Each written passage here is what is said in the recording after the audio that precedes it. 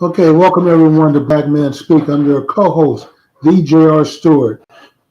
And I'm your co-host, Tommy D. Duncan III, otherwise known as TD3. Jimmy, it Yeah, is Wednesday, October the 5th, 2022. Jimmy, and if it's Wednesday evening, and Black Men Speak. yes, sir. So, Tom, let's give a big shout out to Liquid for providing our theme music. Also to For Us Films in our own studio for providing the virtual studio. And if you haven't already, please like, share, and subscribe. Not necessarily in that order. Make sure you get all three done. And please spread the word. That's the share part. Invite other guests to come with you. If you enjoy Black Men Speak, I'm sure you can find one other person who enjoys it also. So, Tom, let's get into it. What is our topic for tonight?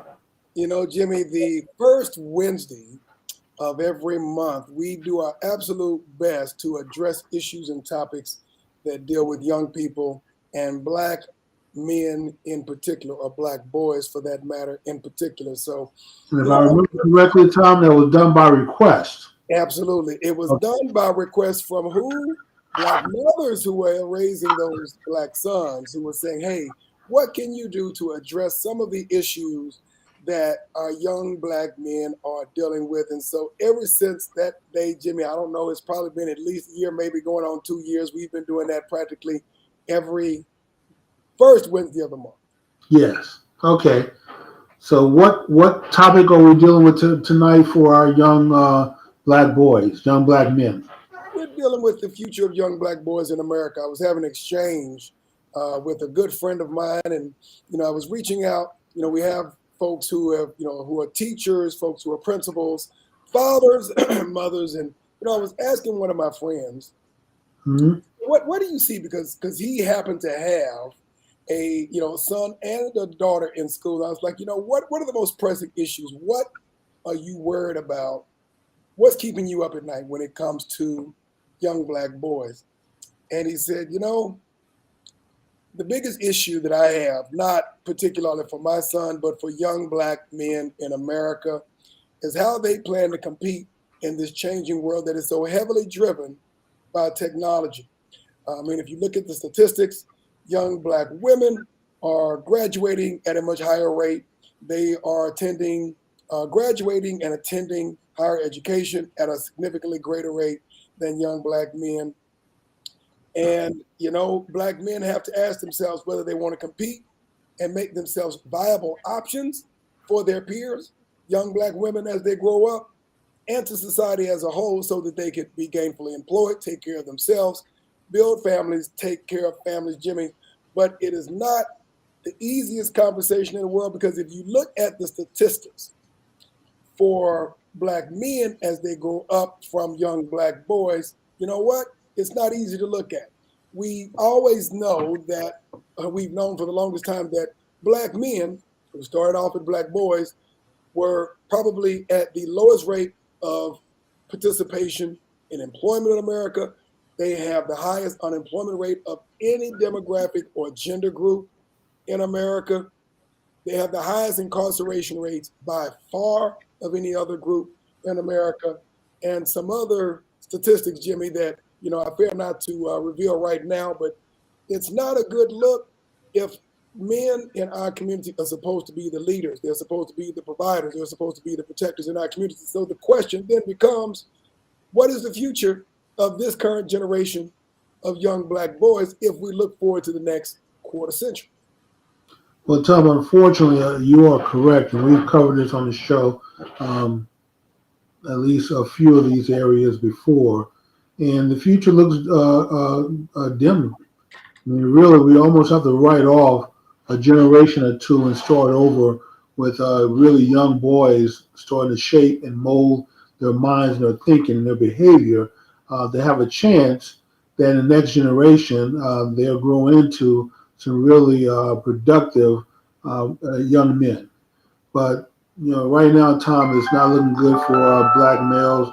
I'm sorry, let me turn this phone off. Uh, it's not looking good for black boys. And Tom, some of it is their fault, some of it is not their fault. But unfortunately, far too many black men have let down black women, have certainly let down their children, and who's been hurt by that the most is young black boys. What does that look like? So you just said something that was very important, and you said that there's been a letdown of black men to the black community. We're talking about black women, the children that they bring into the world. If you say that, and if that is the case, what does that look like, and how do we get what that looks like and how it manifested, Tom, is during the 60s, during the war on poverty. Um, a lot of women traded their husbands, working husbands. We got to keep in mind that black men were some of the most employed men in the country, especially working construction jobs. They may not have always been in the house, but at least they support their families. They sent money to work and sent money home as best they could and came home to visit when they could.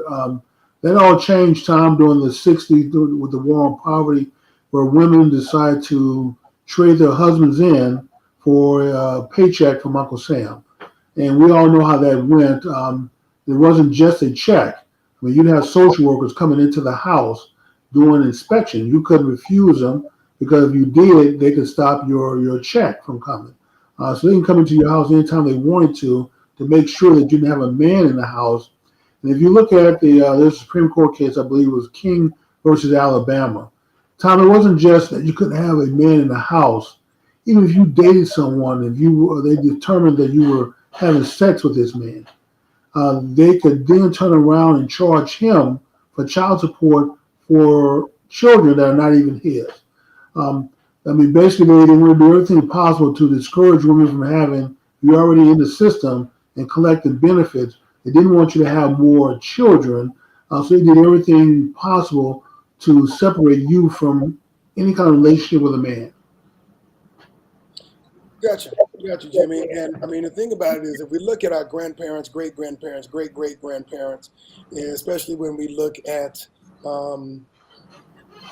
Reconstruction period, if we look at Jim Crow, if we look at what was going on in America through and through the Civil Rights era, we were still very much of a two-parent household. We were very much up until the 60s, Tom. That all changed. Around the mid 60s. And we're talking about 90 and 95% of black children being raised in households with two parents. I mean, that was significant. Now, we still had struggles. I'm not saying that everything was perfect for us, but at least having your parents around, having been an influence in your life, wasn't an issue. We've seen the destruction, Tom, the wasteland that's been created by not having fathers in the household.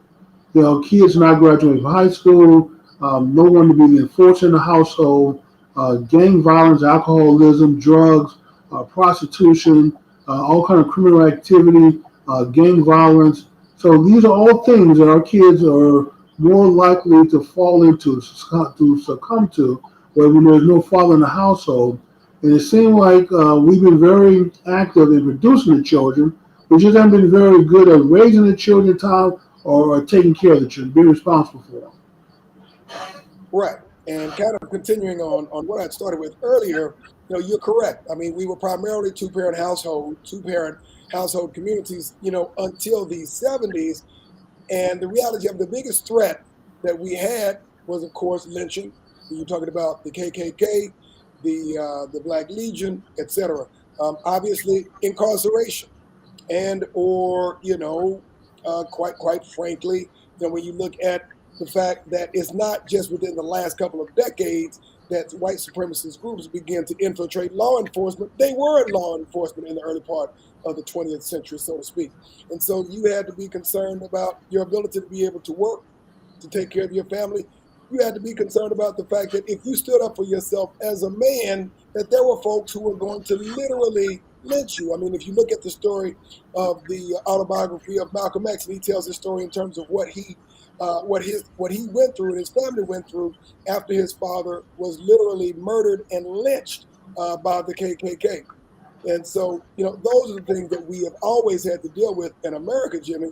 But the question is, how do we go from a point where we literally were fighting for our lives before the civil rights era to black men being completely ghost in our households? You brought up part of it, which of course, our welfare programs, which incentivize some women, at least, to trade in a government paycheck for having a husband in the house. But what else is there? If you look at the late 70s and early 80s, you begin to see the mass incarceration and the housing of Black men in jails and prisons across the country as well.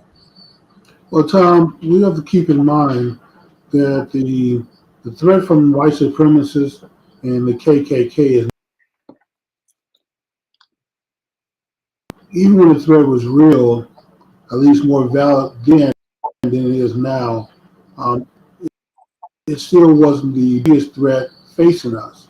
It didn't destroy our families. The KKK didn't destroy our schools or economic systems. This was done by other groups, and it was done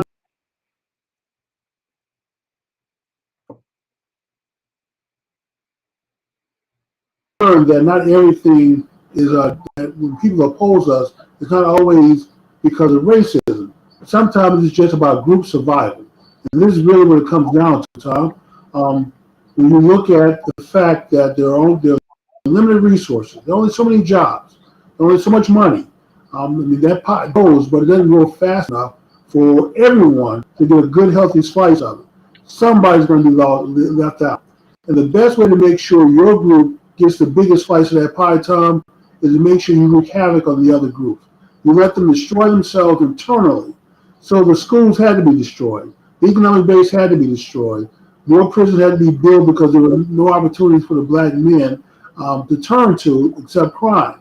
So that was all by design, it's not by accident, and it wasn't done by the KKK. We focus far too much on white supremacy, racism, and the KKK, when the biggest threat are the groups that side with us and they claim they're your friend and they're looking out for you, but really all they're doing is destroying.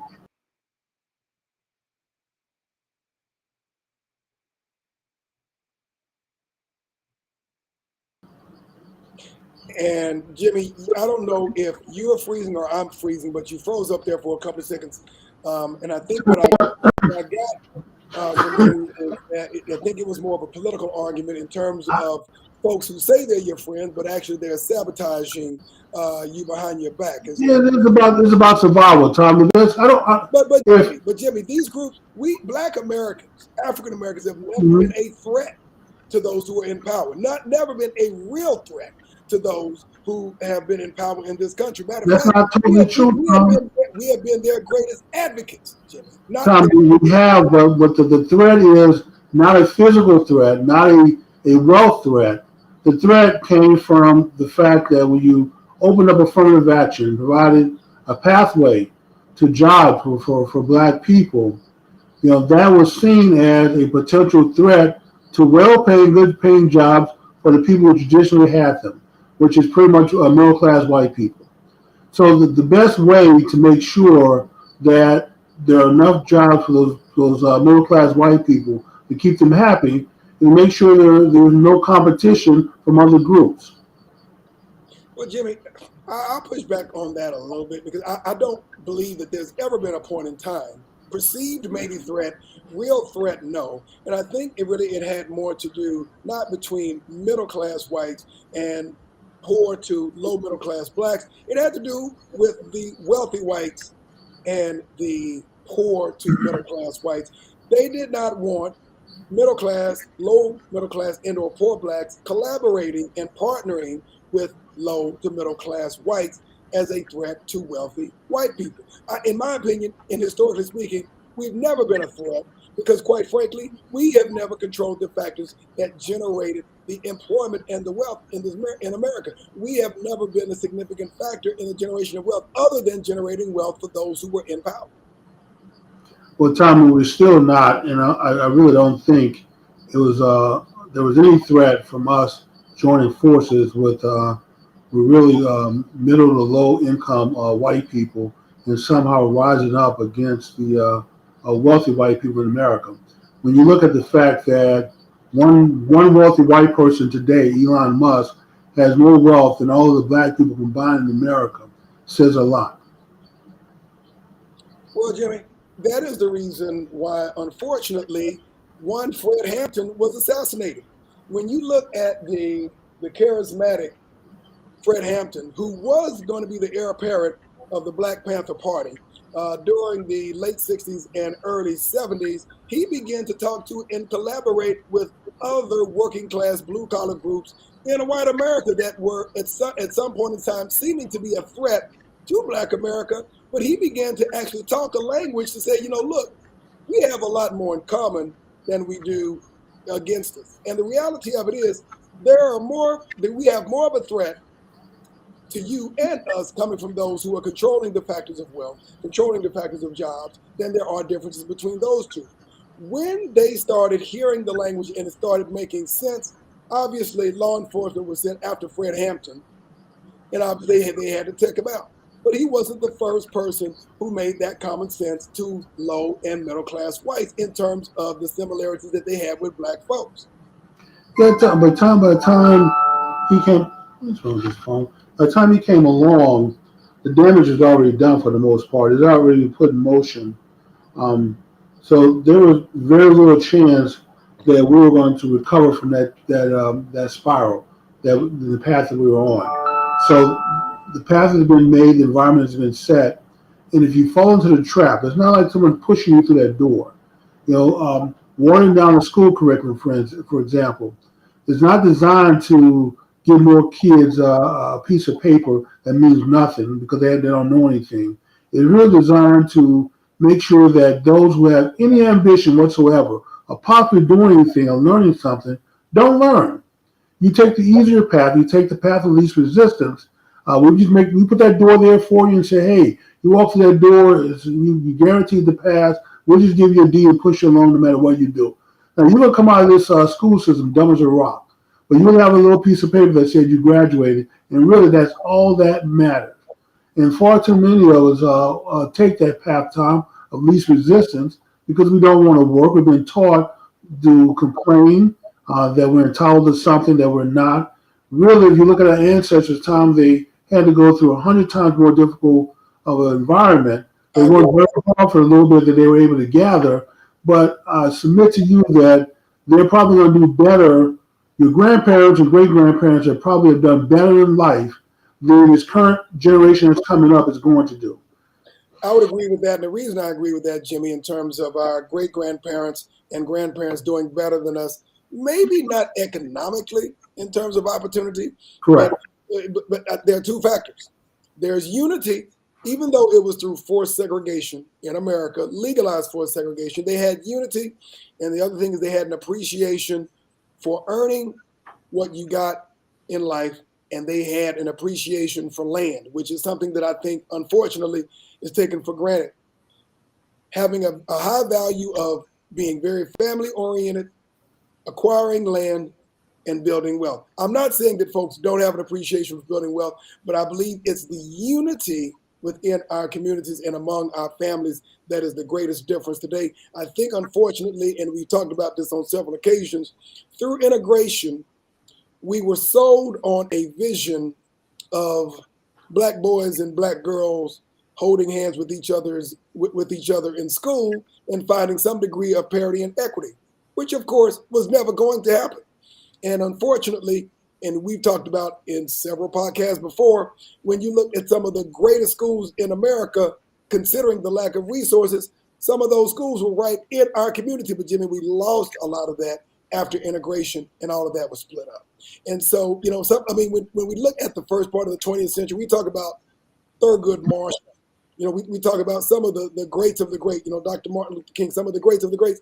They were raised and they were built in Black schools by Black teachers, Black men and Black women who built up their self-esteem. Unfortunately, most of our kids today are not being taught, they're not being groomed, they're not being elevated by Black men and Black women in the educational institutions across the country. And so as a result, Jimmy, we're getting a different outcome. Well, Tom, that is true because the era of great Black men pretty much died in the 60s. That was probably the last period of that.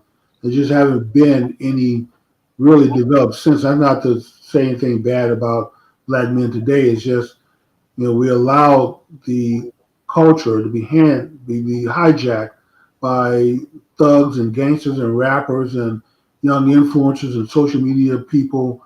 And that hadn't always worked out well for Black people. a lot of those influencers, haven't always delivered a good message.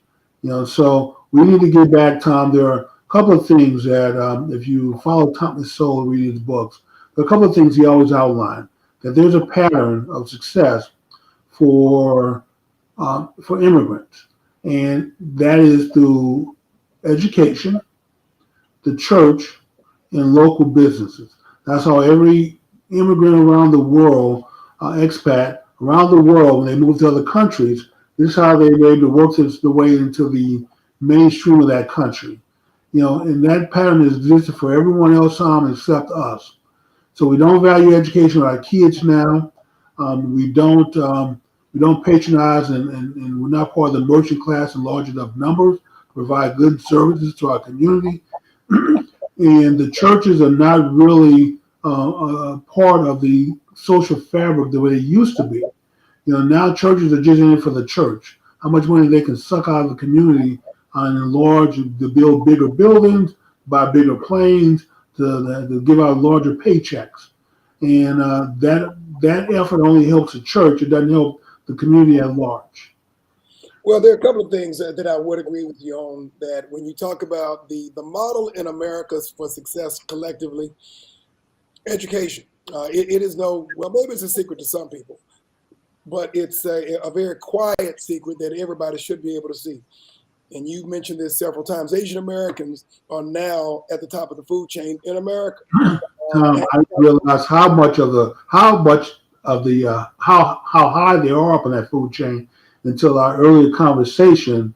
I was looking at 2010 census data, and I've been focusing on that for the last 10 years. But the information you brought me about the 2020 census has shocked me, but it doesn't surprise me too much. But I am very shocked that they made this much success in the last 10 years, while everyone else has stayed relatively the same. So I'd like to kind of bowl down a path and kind of have this conversation about young Black boys, the direction that they're heading in, and where do we go from here? Because first you started out with educational development, otherwise intellectual development, skill sets, and that happens through our traditional educational institutions, whether that public school, private school, homeschooling, whatever that looks like. The intellectual social development to a certain degree, because you build your social networks at an early age in school, and then obviously building skills that you can put to tangible use to earn money in school. You use church as one of the vehicles for social development, and in the Black community, the church has always been it has been towards the spiritual development of our community, but it has also been a social network. And then you have businesses, which is the foundation of building any economy. I mean, if you look at niches, we've talked about this before, Asian Americans, very, very strong in technology, but then also you look at, maybe low skill areas, whether you're talking about cleaners, you're talking about hair and nails. Our sisters give a ton of money to the Asian community when it comes to getting their hair, nails, and their feet done. Yeah. Multi-billion-dollar industry. I guess we'll call it the vanity industry. But when we look at where young Black boys are performing, how they're performing in this area, starting in the 4th and 5th grade. I mean, this has been going on for well over a quarter of a century, since our schools got disintegrated. Black schools obviously began to fall the prey of integration. Our young Black boys are underperforming when it gets past the 4th to 5th grade, in schools. And the reality of it is my mother worked for the federal government, and she worked on cases all across the country showing how young Black boys were being railroaded into these basic courses, or being honestly, put in classes for those that were considered to be, mentally retarded, when they were nowhere mentally retarded or had any intellectual challenges, as they call them today. And so their educational and intellectual growth was being destroyed, or at a minimum thwarted, by the time they were 7, 8 years old. And Jimmy, it looks like you may be freezing, and I certainly hope it is not me freezing, Jimmy, but I will continue to move forward with the dialogue that I'm having. Okay, it looks like Jimmy may have fallen off, and I'm pretty sure that he will join us back in just a second. But the point that we're trying to make is that, unfortunately, you have structural forces that are targeting young Black men as early as their 4th and 5th grade, during the early childhood education of their years. And as a result of that, I mean, the challenge is, if you're not building the right intellectual skills, if you're not building strong social skills, and unfortunately, if you go to schools, you talk to young boys, and you ask them what they want to do when they grow up. I'm not saying all of them, but too many of them say that they want to be an athlete. Nothing wrong with being an athlete. Nothing wrong with being able to throw a ball. Nothing wrong with being able to shoot a ball. But if you look at the career of an athlete in any major sports league, you're looking at 4 or 5 years. That's not even the beginning of your career.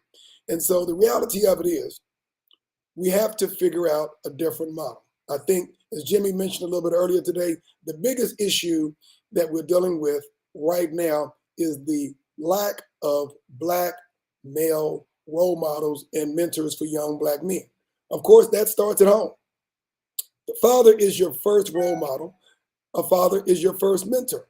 He is the one who teaches young Black boys what the model is to be a man. And if he is not in the household on a regular and or daily basis, that becomes a challenge, because kids are going to model and mimic what they see. Now, if we look outside of that, and a lot of our young people today, they grow up on technology. So the first thing they know how to do is they know how to swipe. They know how to do everything on a phone that's completely possible. Teaching adults. Matter of fact, we are now living in the first generation, maybe first and a half generation, where the students actually are capable of teaching the teachers about technology, for the first, possibly going on second generation into Generation Z. And so what we're dealing with now is we have I'm Done, which is coming into us tonight. Can we talk about solutions? We're definitely going to talk about that. I'm certainly hoping that Jimmy's going to be able to join it. It looks like his internet may be out. And we also have JJ, which is, I'm not exactly sure who that is, but they're saying keeping it 100. And we also have Miss Towns. These kids are looking at the coolness and glam. Also, these careers offer access to esteem like they never have before, so it's appealing to them. And I'm not exactly sure if Miss Towns is talking about athletics and or sports, but let's keep it 100, as JJ would say. If we look at where this country is going, if we look at where the globe is going, we are not just competing against kids who are in other communities within our communities or within our states. We are now competing globally for access to resources, for economic opportunities, for jobs, for anything. And the reality of it is, this is becoming a lot smaller world. And so at a very early age, speaking to solutions, we have got to change the narrative with where we are influencing our young Black boys. Why is that? I'll talk about the things that are positive and constructive about team sports, which, by the way, I was in team sports as well. I ran track, played football, never did really get into basketball. That was my dad's sport. But team sports teaches discipline. Obviously, it teaches teamwork. It teaches you to be competitive. It teaches you how to respect rules and respect authority if it's done in the right way. That's all good. But if you're looking at a career in sports, if you're talking about a kid who may be a standout in high school, there is a 1% chance, and I mean a 1% chance, that that high school kid is going to be able to make it to college on a scholarship and get his education paid for. And for those college athletes in most sports, there is a 1% chance that even if they are an All-American or All-Conference in college, there's a 1% chance that they're going to make it from college and be able to even play sports. And of course, they are literally one injury away from ending their career. What does that look like? What that looks like is you have very few athletes of any color who are going to make a career, whether that's an Emmitt Smith, whether that's a Michael Jordan, whomever that happens to be. We cannot viably let an entire generation, or even a significant portion of generations of young Black boys, feel that athletics is a career aspiration. It is not a career aspiration. It's a couple of years. So where am I going with this? Technology is driving the future.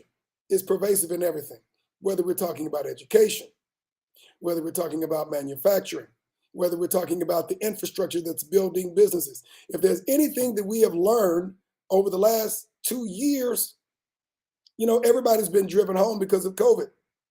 We had to learn how to do things virtually. And so as a result, one thing that we did learn is that at the end of the day, brick and mortar is here to stay, but technology infrastructure and virtual is becoming the future. And if our young boys are going to be successful, if they are going to grow up into men that can be leaders in our community, leaders in their family, leaders in our church, and or leaders on the global scene, whether it's politically or in the business world, they're going to have the skill sets that are going to equip them to compete against not just white America, but Asian America, Indian America as well. But if we are graduating at lower rates than any other group, if we are not getting into and matriculating into college lower than any other group, if we're not getting degrees as fast as other folks in college, and not everybody has to go to college, the reality of it is, where do we dominate? Where do we dominate? If you look at anyone who's watching us right now, go to the federal government website. Look at Congress. Yeah, Congress.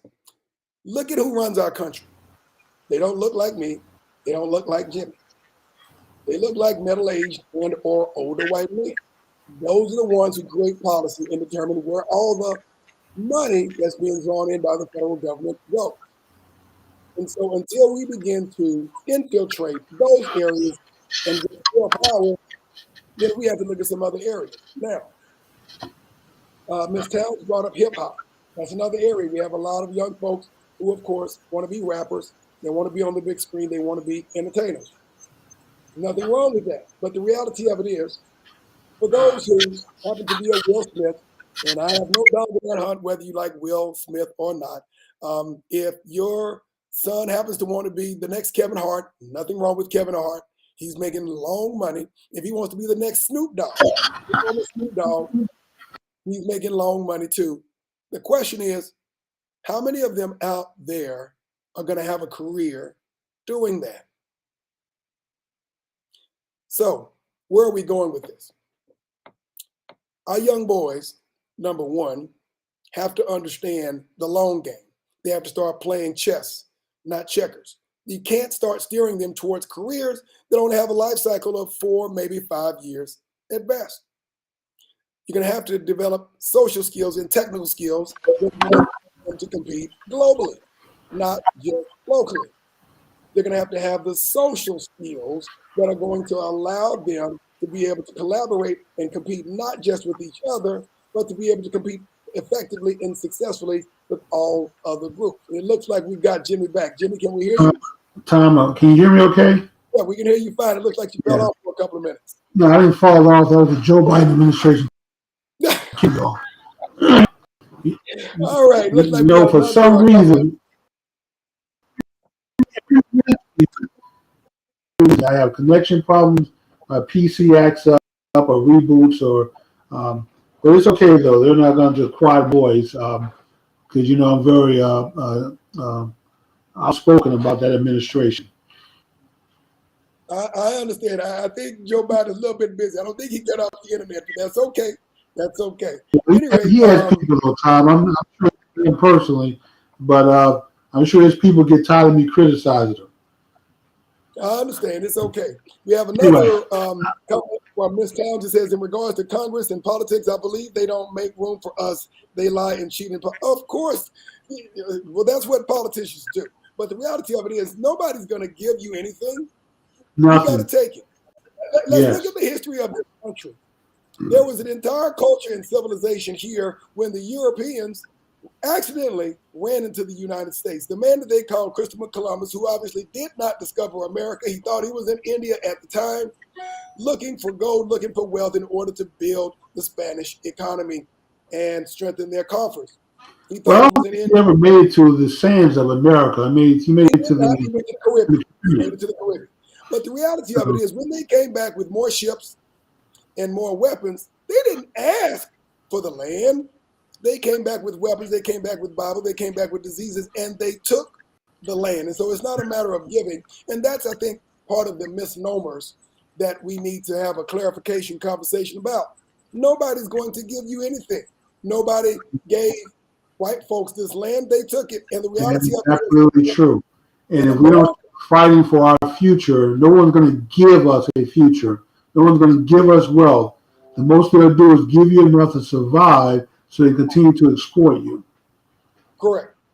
So if we look at how this pertains to young black men in our future, one thing that we do know, Jimmy, is that you don't have to be extremely smart to run billion-dollar companies. I don't believe you have to be extremely smart to be a politician in this country. Now, it helps to have privilege. We know what that privilege looks like, but you don't have to be smart. You have folks with high school diplomas who are running multi-billion-dollar companies.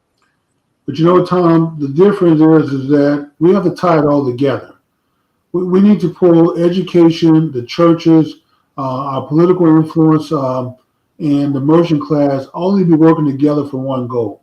When you look at the Irish in this country, I mean, there's a reason that they were successful in the Northeast. They pulled together all four facets, or the Italians in New York, or other groups, the Chinese in New York or San Francisco, and even Asians today.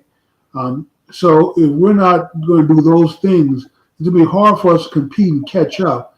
And in fact, I'm a little saddened that we, at least I used to, get a little, not happiness, but a little comfort from knowing that we were not totally at the bottom.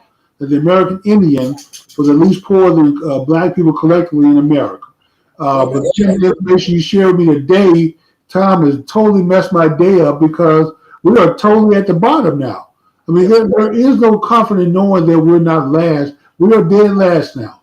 And the only way we can go is up unless we turn this around. If we don't, we're going to continue to be at the bottom. I would agree, Jimmy. And so the question becomes, if we look at the next 25 years or even half century, if we don't have strong black boys who are groomed to be strong black men, we've got an issue. And the question is solutions. It's very, very difficult, not impossible, very difficult to raise strong black boys without strong black men raising them.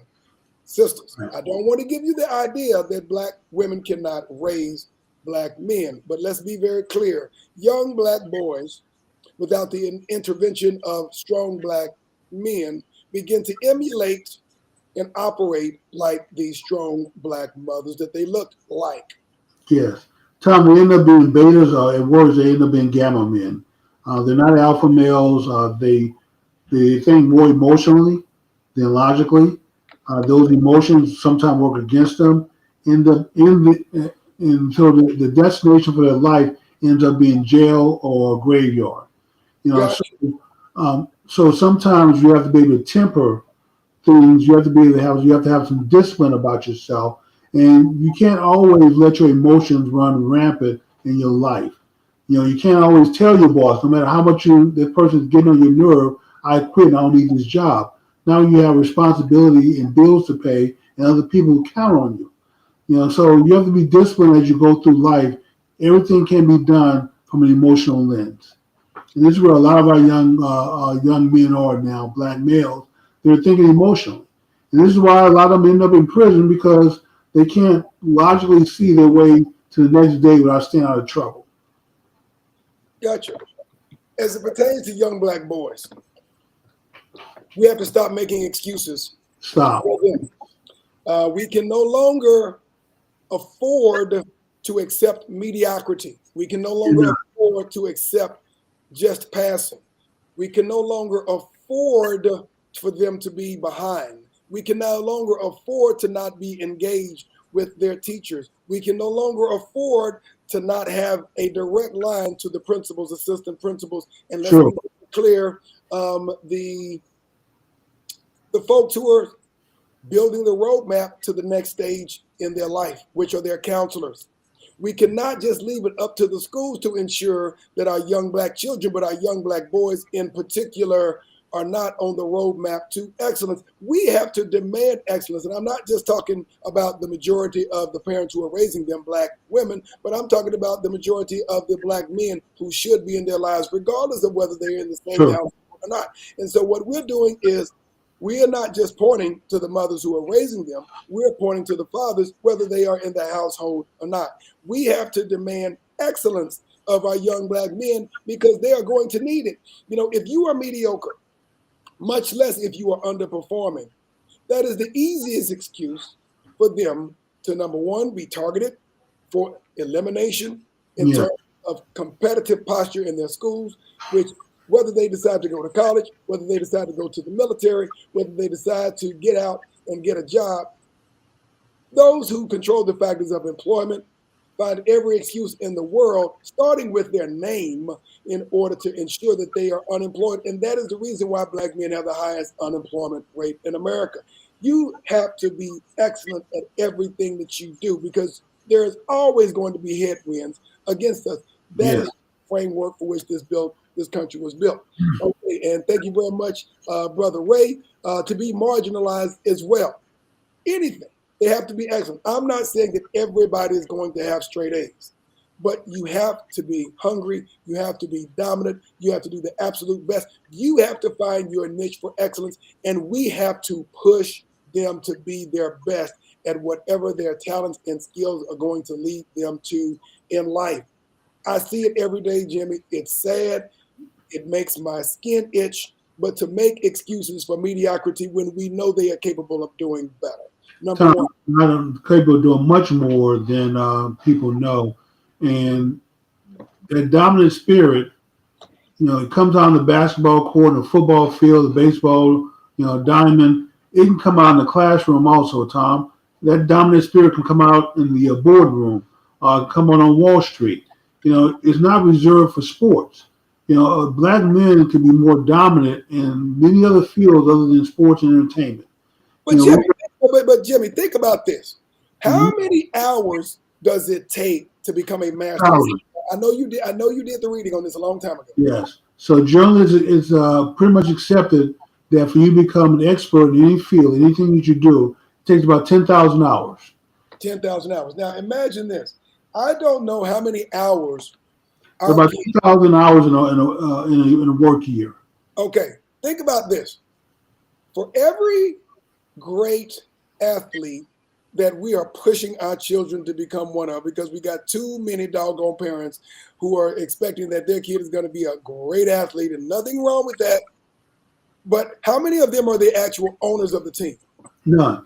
How many black owners do we have in the majority owners do we have in the NBA or the NFL? How many majority black owners? I Not think one. we have one. That's Jordan.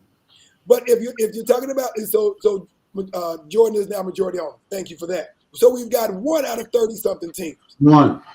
and we've got 70% of the league. And I'll take that back, Tom. He's not the majority owner. He's he's the largest shareholder. I think he owns like 35 or 40% of the team. So he's a plurality owner. Right. Now, this is the other thing. You don't have to. Somebody said this, and I can't recall who it was.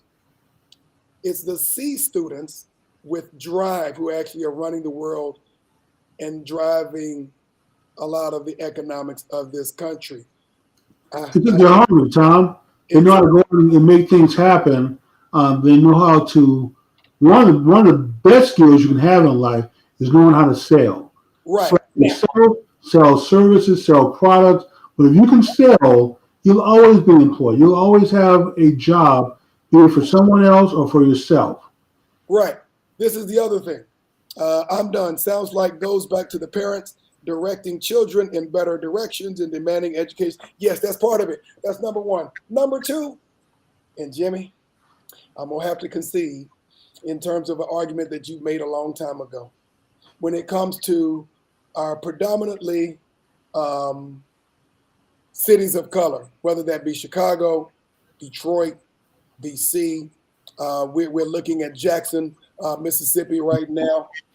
We have got to understand that we cannot continue to fight against each other True. and come out ahead collectively. Let's be very clear about that. We have to focus on owning more than working. See, our parents taught us to get a good education, get a good job, find a company that you can work with and retire from. But that was 20th century thinking. Right. I think Gen Z, well, maybe the millennials. I don't know about Gen Z. The jury's still out on Gen Z, but millennials are more entrepreneurial. They have more of an independent spirit. I think they're more likely to do things on their own. But the question is partnerships and collaboration. Black women are now the fastest growing demographic of business owners in the country. Yes, they are. This black business only makes about $50-something thousand a year. Why? Because we're doing everything by ourselves. We're doing it independently. Right. We're not building partnerships and collaborating, making that $50,000 business a $250,000 business, making that $250,000 business a $1 million business, a $5 million business. Now, Black boys, we've got at this age, start looking at our young boys and saying, look, there are opportunities out there. You can do anything that you want to. The interesting thing about this, Jimmy, we have kids now who are in their early 20s who knew a black president for the majority of their lives. And now they're dealing with a black female vice president. Politics aside, they've grown up with someone in the highest positions of political power in the country. Yeah, things have changed, huh?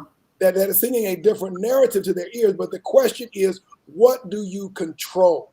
What do you have power of? I'm talking strictly economics. It's okay to be able to make $1 million on a court, but for everyone who's making $1 million on a court, you got somebody in that glass case at the top, or in the what do you call it?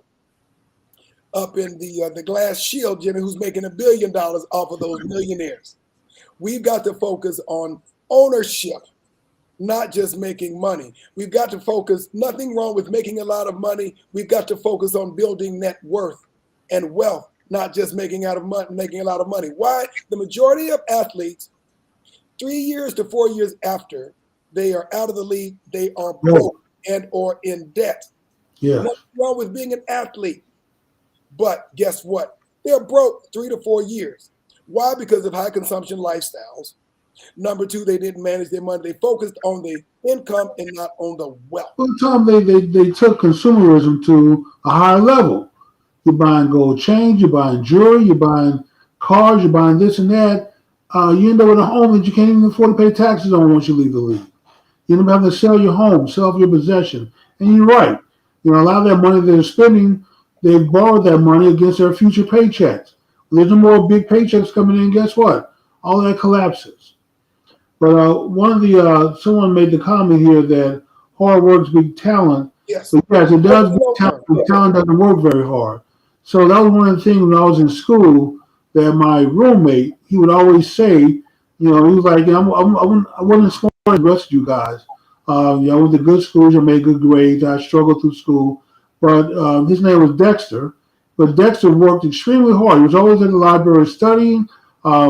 You know, when I would try to get him to come, you know, let's go party, let's go to this frat party, let's go over here. And he was like, no, I got to study, I got the exam tomorrow. And, you know, but he worked really hard to make grades and get out of school. Now, Tom, his life could have very easily been different. I mean, you know, Dexter grew up in you know, I'm not going to say a crime family, but, you know, there were some members of his family, including him, that, you know, didn't always operate on the right side of the law. You know, so I think Dexter sold drugs a few times to work his way through school, but he didn't let that shape his direction. He decided he wanted to graduate from school and live a different kind of life than those around him growing up. So he had to work very hard to get off that path that he was on, Tom, to get on the path that led him to where he is now. And this is what our young men have to understand, that changing direction is not going to be easy. It's not going to be easy to get away from all the naysayers who are telling you what you can't do and why you can't do it. You're going to have to fight through all of that noise and negativity to come out on the other side if you're going to have a chance at being successful in life. For our parents out there, because we have about 8 minutes left, having these types of conversations with your young boys is a start. Number one, washing. You got to start telling them every single day how great they are, and you expect great things out of them, and don't accept anything less than greatness in grades and their activity and everything they do. And if they don't deliver, then there's something called a belt that will help add some extra motivation to help them understand what you're talking about. This has to be done, Tom, every single day to turn this around. Because black boys to fall to the negative messages of society and the messages through the media. Got you, Jimmy. And I will add to what you just said. Have a conversation with your kid. What is your 10-year plan? What is your 25-year plan? You know, there was George Frazier said something, and you know, for those of you who have never read his book, Success Runs in Our Race, it's 30 years old, but it's still as timeless today as it was when he wrote it 30 some odd years ago. You know, one of the things that he said is that, you know why other folks are ahead of us? They're thinking about the next 25 years, and we're only thinking about this weekend. Have this conversation with your young son. What is your 10-year plan? Where do you want to be? How are you going to get there? What is your 25-year plan? We're talking strategy, people. You have to be playing chess, not checkers.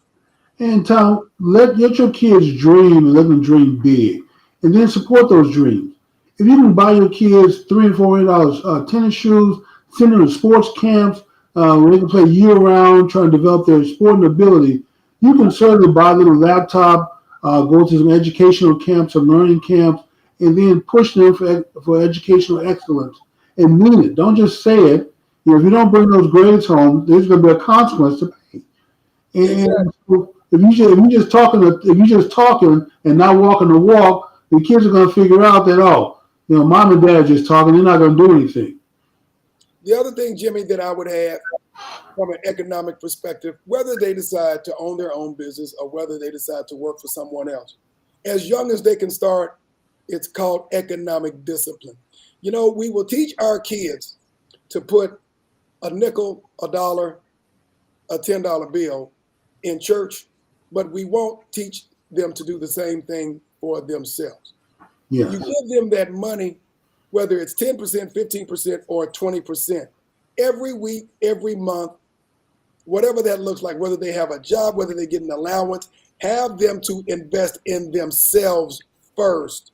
I am telling you from the perspective of someone, Jimmy, who is now a little bit over a half a century old. If you start them, whether it's 5 years old, 10 years old, whatever the age is, have them start investing in themselves. Start out putting it in a piggy bank, then start a small bank account for themselves, a savings account.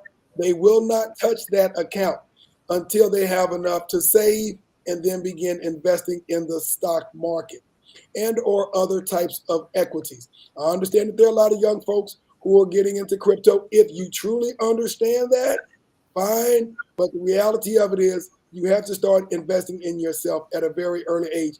These are the conversations that we have to have with our young Black boys if they're becoming responsible young. Now, when you get the foundation right, you can have those conversations. In order to get the foundation correct, it's going to take a lot of influence. Sometimes what I call constructive positive influence of a belt. So if your child is not doing what they're supposed to do and Child Protective Services is not at your house, then there's something wrong. You know, so we need to get back, Tom, to making sure, just for the sake of our children, protecting them from what they don't know. You know, you're going to do this because I said so, and I don't need you to understand it. I just need you to do it. You'll thank me later on in life. But for right now, me, you, and the belt are going to have a session if you don't produce what you're do what you're supposed to do. That's the bottom line, Tom. We're going to get back to basics of raising our children. We can't do it like white people do it.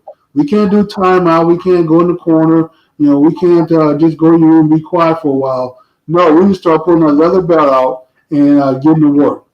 And so either you're going to do what you're supposed to do to help yourself, put yourself in a good position when you become an adult, or you're going to really soar back in.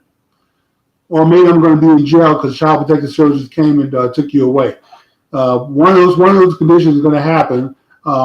And so I suggest you get with the program, my program. Right. Absolutely, Jimmy. And let's have some real talk, Jimmy. But while we have a couple of minutes left, yes. Real talk, real tough talk with these kids. And Tom, if we don't start with our young boys right now, 5, 6, and 7, this is when they're still productive in school. This is when they're the most productive. They're leading the class when they're 5, 6, and 7 years old. So don't let them go to the back of the class by the time they get to 6th grade. By the time they're 10, 11, and 12, in the back of the class, it's a lost cause. We already know that. So while they're in the front of the class, Tom, keep them there. Don't let them slide through the system due to low expectations. Correct. So with the last couple of minutes that we have, Jimmy, Black America has a television on, I want to say 6 to 8 hours a day. Every day. A lot of productivity going, Tom. The question is, how many hours are they reading a book versus watching TV? How about what is the return on investment of reading a book? 1-to-1 ratio. If you're going to watch TV for 2 hours, you're going to read a book for 2 hours. If you're going to watch TV for 3 hours, you're going to read a book for 3 hours. And we're not talking about a school book. Number 2, building a financial IQ and financial literacy very early in life. You cannot expect children to learn spin, and then they become adult, and then they become investors. They've got to learn to save, and then spin. Let's do the simple math on this, Jimmy. I don't know how much a pair of Jordan costs these days, but I know back in the day it cost $150, $200. I think about $30 to $40 now. How much does a share of Nike stock cost? True. And how much will that Nike stock cost be worth in the next 10 years versus that pair of shoes that are probably in an incinerator or in the trash somewhere? Shoes time you probably get 10 shares of Nike stock and give it to your child. And you're right. You give that to them, once a year, and by the time they graduate from high school, they will have a nice nest egg. So at the end of the day, folks, as we close this show out, in order for us to change the narrative on the performance of our young Black boys to become responsible Black men, we have to teach them to be responsible as young Black boys if we're going to expect them to be responsible as grown Black men. Earn your own money. Develop a financial IQ early. What is your 10 or 25-year plan? Jimmy, you say this all the time. If a man doesn't have a plan, walk the other way. But how do you expect a man to have a plan if he never had it as a boy? True. Well, you know what, Tom? Be accountable for your decisions. Mothers and fathers, stop buffering and wiping up your son's messes. Hold them accountable and let them learn the lesson. I would say the same thing with women, Tom. If you encounter a man who wants to be with you, he doesn't have a plan, yes, walk the other way. Do not. If you don't have a plan, he needs to get one. Tell him to come back when you get a plan in life that he's actually working towards. When I see you working towards that plan, I don't mind joining you. I'll even help you reach that goal. We can work together if it's a viable plan. But if he doesn't have a plan, it's just a good time and a good lay, then you're going to end up with bad results. And as early as possible, find your child a board of mentors, starting with his father. And we are assuming, sisters, that you had your son with a father that's worth having him as a mentor.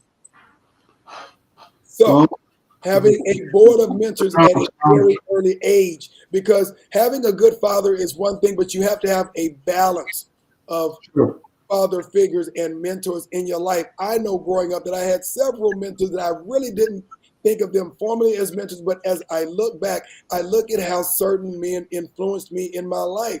It's just being intentional about that. That does not go away when you become a man. Anyone who is successful in career and in life, well, Correct. we look at the greats, Bill Gates, Warren Buffett, Michael Jordan, the wealthiest, most powerful men in the world. They all had coaches. They all had mentors. I still do, Tom. Start off our boys doing that, and we will change the narrative. Thank you. So that being said, Tom, we're going to go ahead and close the show out. Any last word before we close out? Any last word? Hey, 3 to 5 things. No excuses. Educational excellence. Giving them mentors. Financial IQ. Start investing in themselves at a very early age. And hopefully we can get this thing turned around. With that being said, we'll see you next week. Thank you for coming out. Thank you, everyone.